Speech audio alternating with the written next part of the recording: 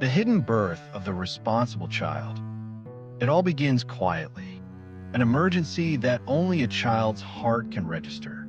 You're 7, and the adult world around you, a parent's descent into addiction, rage, or simple, paralyzing brokenness, is fracturing. In that silence, a survival protocol kicks in. If I don't become the adult, this system collapses. That's the moment a child psychologically vanishes. They don't run away. They simply become a performer. They perfect the smile, silence their own tears, and become the house's emotional bodyguard, the one who can read a room like a threat assessment report. The world applauds this premature maturity. You're so strong, so responsible. But no one asks the crucial question, at what cost do you earn that praise? This is the silent, pervasive grief of the parentified child, and its effects are not a memory. They're a blueprint that follows you into every relationship, career choice, and belief about your own worth. If you don't break this pattern, you'll spend your adult life repeating the survival strategy that saved your childhood and is now slowly dismantling your peace. Psychologists call it parentification, the role reversal where a child becomes the caretaker, the peacekeeper, the emotional regulator. It's more than just a challenging childhood. It's brain rewiring trauma. When a child is consistently forced to manage emotional chaos, they develop hypervigilance. The nervous system goes on permanent alert. You learn to walk on emotional eggshells, always scanning for the next explosion or breakdown. You internalize a toxic logic. Love is a transaction. You trade your peace for a fleeting moment of safety. Your needs become a threat. There's become an absolute urgency. So, you construct a convincing mask, the high achiever, the reliable friend, the one who never asks for anything.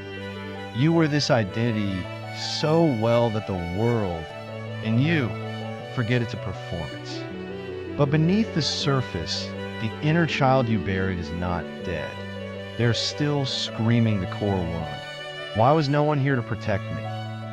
As you age, these strategies metastasize into complex adult symptoms. You become hyper-independent, refusing help because vulnerability was once dangerous.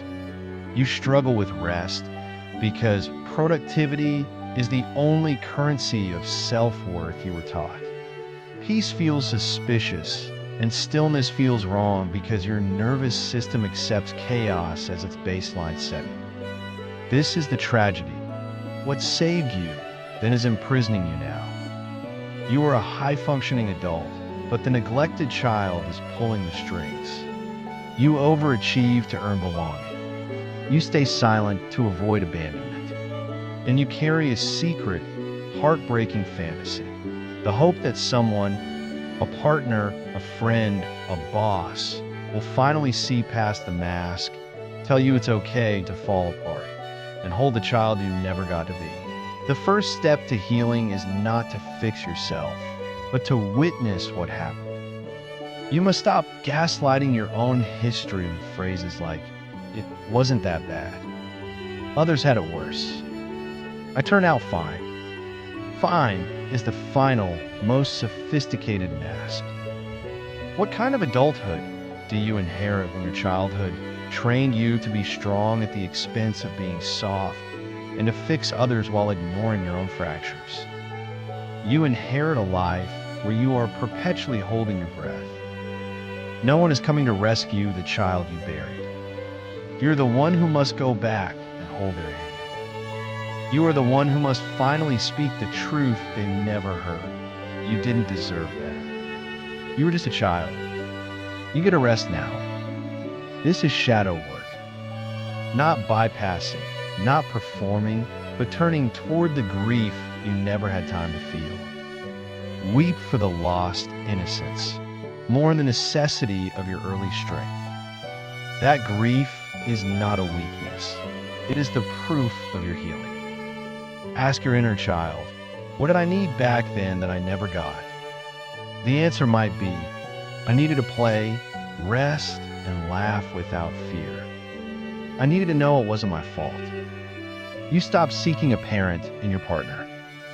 You stop mistaking anxiety for intuition. You stop running. You're not broken. You are becoming whole. And for the first time, you're finally growing up the right way. Not through pressure, but through truth.